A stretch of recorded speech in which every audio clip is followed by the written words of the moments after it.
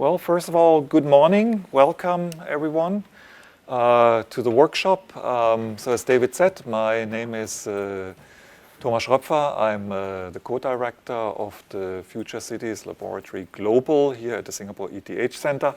I'm also a professor of architecture and sustainable design at the Singapore University of Technology and Design. The Dense and Green Cities research has been going on for some time in the Future Cities Lab. I joined there in 2015 as a PI of a previous project that also had that as a big title.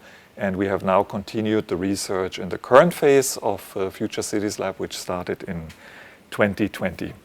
So in the following very short presentation, because I will leave the stage then to my researchers who do all the heavy lifting, of course, in the project. I will provide a brief introduction to our ongoing work at FCL Global, and of course in the Dense and Green Cities module in particular. Dense and Green Cities is an approach to urban planning and design that aims to create livable and sustainable communities by integrating dense urban development with green infrastructure. This approach emphasizes the importance of balancing the need for urban density with the need to provide green spaces, biodiversity, and ecosystem services. The concept of dense and green cities has gained traction in recent years as cities around the world grapple with issues such as climate change, urbanization, and declining biodiversity. Dense and green cities emphasize the importance of green spaces in urban areas. These green spaces can take on the form of parks, gardens, green roofs, or green walls, and can provide a range of benefits, including reducing urban heat island effects, improving air and water quality, and providing habitat for biodiversity. These green spaces also provide opportunities for recreation and social interaction, which are important for community building and well-being. Dense and Green Cities also emphasize the importance, again, of density in urban areas. Higher density developments allow for more efficient use of land and resources, reducing urban sprawl and preserving natural habitats outside of urban areas.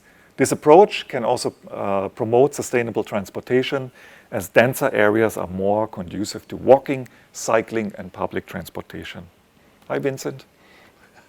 Great that you joined. So, I mean, I'm speaking to a local audience, but nevertheless, let me point out, of course, Singapore has been a leader in developing the dense and green cities approach in Asia.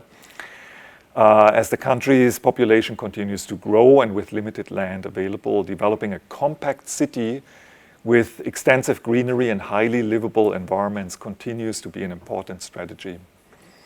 Singapore offers a broad range of important developments for our research. That's why we're here. But as you will see, as I continue the short presentation, we're not just focusing on Singapore, but we look at other places in the world as well. Of course, here, in the slide, you see an aerial view of Singapore's Marina Bay with the public gardens by the bay in the foreground. I wanted to include this cover of Architecture and Urbanism as a special issue from the year 2012. To highlight how serious Singapore has been over the last decade or so about its approach and its will to become a dense and green city. So this is a very important publication in the field of architecture and urban planning, urban design. And this particular publication features contributions by many of the important dense and green city stakeholders in Singapore, including government agencies, developers, architects, landscape architects, and so on. So in a way, already more than 10 years ago, you see a very clear articulation of this will to be on the very forefront of these developments in the region, but also in the world, one might argue. On this slide, you see the covers of book publications that summarize important findings of our work in the dense and green research. On the left, Dense and Green, Innovative Building Types for Sustainable Urban Architecture, which we published in 2016. And on the right, Dense and Green Cities, Architecture's Urban Ecosystem, which is our last book that we published in 2020. And we're currently working on a new book that will come out with the end of the current phase of FCL Global. So we're aiming for 2024, 2025. As for our current work, we are investigating what we refer to as sustainable integrated districts, or SIDs, as models for future dense and green cities. So while the previous research that we did in FCL Global focused more on the scale of the building, in some cases very large buildings, but still the building, we're now interested in essentially the systems character of what dense and green cities can provide. So we're looking at the district scale. SIDs are designed to promote sustainability, environmental responsibility, and social equity. They're intended to provide a higher quality of life for their residents, as well as promote economic development and job creation. The concept of SIDs is based on the idea that urban development can be achieved in a way that balances economic growth, social equity, and environmental responsibility. SIDs are therefore designed to incorporate a range of sustainable practices, including green buildings, renewable energy sources, public transportation, and green spaces. We feel they are a very promising model for achieving dense and green cities, as SIDs aim to fully realize the potential of urban innovations and system solutions by deploying and integrating them at the district scale. So what we see in Singapore are what we refer to as model districts, where these things are experimented with and tried out. And in a way, if they're successful, they become then models for larger urban development. But as I said, in the case of our research, we're not just looking at Asia or Singapore in particular, but we're also having case studies in Europe and the Americas. And our case studies include here in Singapore, One North, Jurong Lake District, and the Punggol Digital District. And in Switzerland, because we also have a physical hub in Switzerland, we look at the districts of Altstetten and Albisrieden in Zurich. And in addition, we are studying as international case studies Zuidas in Amsterdam, King's Cross in London, and Quayside in Toronto. So these are all, you might be familiar with, these are districts that have been in the press, have been covered quite a bit as kind of model districts. Some of them are unbuilt right now, but they have nevertheless generated an interesting discourse around them. So the aim of our module is to capture important aspects of urban planning and design, architectural, social, environmental, economic, and governance systems performances of SIDs systematically through work packages that are led by a wonderful team of architects, engineers, and scientists, and you will hear more from them as we have today's event. We're also working, of course, very closely with important stakeholders from government agencies and the industry. On the left of the slide, you see the various FCL Global Research modules and cluster links. On the right, you see the Sustainable Development Goals mapping for the whole of FCL Global. So I just want to highlight, beyond our module, we are of course embedded in the larger research program at CREATE, FCL Global. So there are many linkages, right? I mean, while we are already quite ambitious in our own module, there are many other modules around us that we also benefit from the research that we do. So I think you will, maybe some of you were at FCL last week, right? And attended the workshop there. So it's a very large program. We currently have about 150 researchers that work in all these different modules that you see here. And they work both in Singapore as well as in ETH Zurich. On the right, you see, as I said, the Sustainable Development Goals. I don't think I have to explain what the SDGs are. Maybe just a sentence. These are 17 global goals that all UN member states have agreed to try to achieve by the year 2030. And we found in our program that this is a really good roadmap and something that we want to measure our own work against. So you here see percentages of how we fit into these SDGs. We have done a similar exercise for our own research module. So on the slide, you see a visualization of our research that was generated using the UN SDG widget. This is a tool that helps to determine which SDGs relate to a research project. And based on this assessment, the 6 main SDGs our work addresses are shown on the right. 5 of them directly relate to the larger FCL global SDG mapping that I just showed you.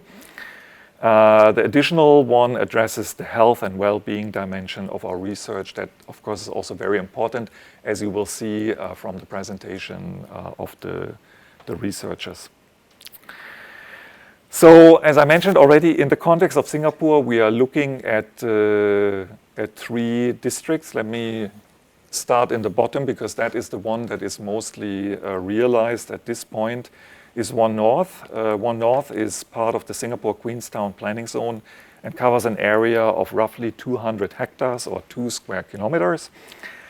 The development houses Singapore key growth sectors such as biomedical sciences, info communications, technology, and media, as well as startups, and was planned to provide an integration of industry-centric developments with residential communities. So we felt this is a very interesting earlier example, and our research is not there to go and confirm that all the things that were stated as goals for these districts has been achieved, but to really go there and critically check, has actually anything been achieved, and what has been achieved well, what still needs a bit of work or adaptation, and so on. So you will see examples for this in the work that will be shared by the researchers. So in a way, that is our build case study. So remember, we have 3 in Singapore, and that is the build one. The second one is Jurong Lake District. Is part of Jurong East Planning Zone and covers an area of 360 hectares or 3.6 square kilometers. JLD, as it is in short, will be the largest mixed-use business district outside the city center and will include offices, housing, amenities, and extensive green spaces, at least if it follows the master plan that was provided a while ago. I think it's currently quite in flux in terms of its planning and actual design, but we take all the information that we get about this. But there is already a part of JDL that is completed, which is Jurong Gateway. It covers an area of about 70 hectares on the eastern end of the district. So in a way, that is our partially built case study, right? So there are things that we can go already there and measure, but there are other things that are yet to be built, so we might actually have an impact with our research and what is going up there.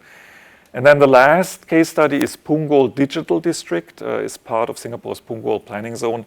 Covers an area of 50 hectares or 0.5 square kilometers and is planned to be completed in 2024. The district will not just house the key growth industries of the digital economy, such as cybersecurity and digital technology. It's also planned to be an inclusive and green destination for the surrounding community of Punggol. So we felt that these are 3 very interesting current examples in Singapore that are worth studying. So the last one at this point, completely unbuilt but planned. So we're working very closely with, for example, VOHA, who provided the master plan for this, and we also built a digital twin so we can test a lot of things in the virtual environment of that district. Because we can't go there at this point. The main research questions of our module are the ones that you see displayed here. How can the scaling up of urban innovations and system solutions lead to resource optimization and greater synergies at the integrated district as well as the larger city scale? So I mentioned already in previous phases of our research, we looked at more building scale or development scale. Yes, we did look at the spaces in between, but this is the first time that we scale up and want to look at what happens if you put a lot of dense and green buildings next to each other. Is there really a lot of gain, or is it just the sum of its parts? Second question, what are effective planning guidelines and design strategies for the development of new SIDs, the transformation of existing districts into SIDs, and ultimately the development of dense and green cities? So again, it's a very big question, and you'll see later in the examples shared by the researchers how we break these very big questions down into something that's more digestible and actually can be researched.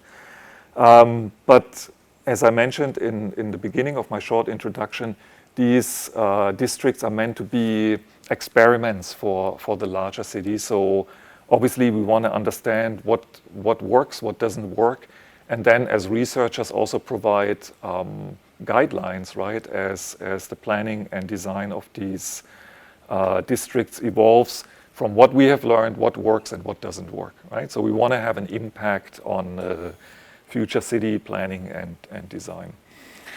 And the last one, what implications do different governance arrangements provide on SIDs? To what extent are resource optimization and functional synergies affected by a specific socio-spatial context framed by the governance system?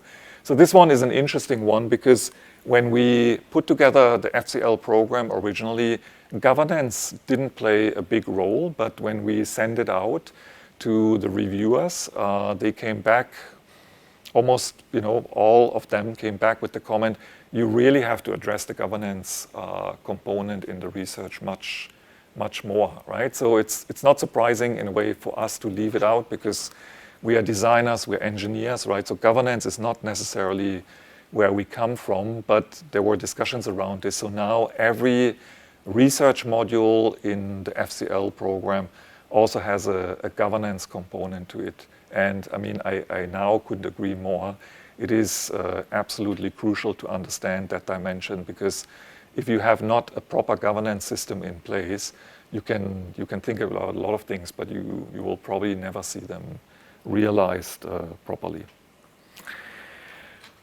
This breaks down the research that we currently do into work packages. You see here on the slide. So again, we'll see some illustrations about that from the researchers.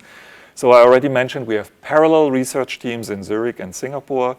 We have 5 work packages that are covering the various research areas that we're interested in. We have case studies in Asia, Europe, and the Americas, I already mentioned.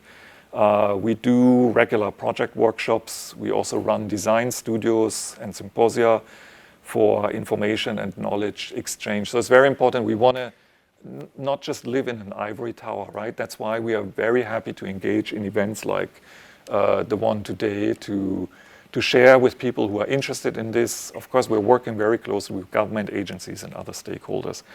I included this, but it's a bit outdated, so we really have to update this, guys.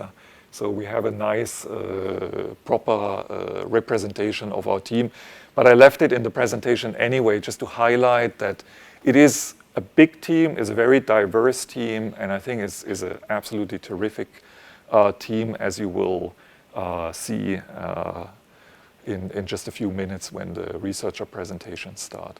Collaborators, this list also needs to be updated. We have a lot of stakeholders that we currently work with, but just to, in a way, to demonstrate that we're very serious about having an ongoing dialogue with some of the key players in the area that we do research on. And this already brings me to the end of my very short presentation introduction. So we will now go into depth with the researchers. I just want to mention that we do have a big conference coming up that will take place in ETH Zurich. It's on the 12th and 13th, right? 12th and 13th of October, so just after the events here. And while we acknowledge that you might not be able to go to Zurich easily, there is an online option as well. And maybe later we can share, the link for you to sign up. It's a terrific event. We have secured excellent keynote speakers, not just researchers, but we have philosophers. We even have a Michelin star cook, right, who has very strong opinions apparently on future cities. So I think it promises to be a very interesting event. So I will leave it there. I will leave the stage now to my wonderful team, and I hope you have a very interesting session this morning. Thank you very much.